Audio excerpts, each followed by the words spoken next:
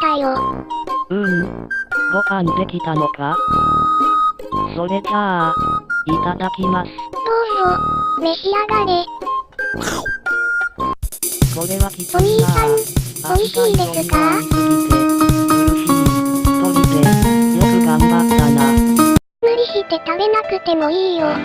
お兄ちゃんの体が、大変なことになっちゃう。おいしいよ、はるか。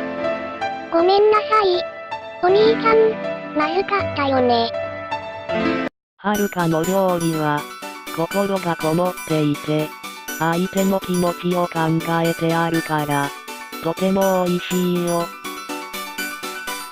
お兄ちゃん、ありがとうね。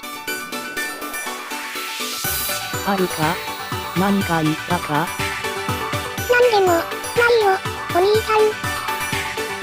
そうか、ならいいけど。それじゃ、あたし、片付けるね。ごちそうさま、はるか。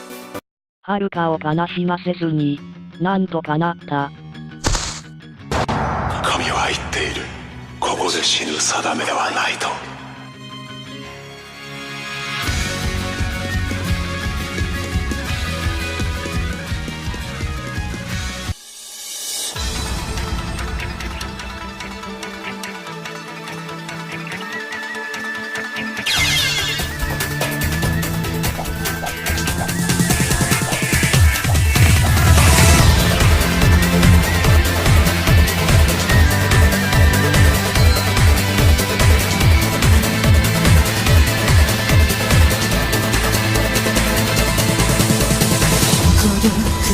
闇と生まれ、その身を縛られても口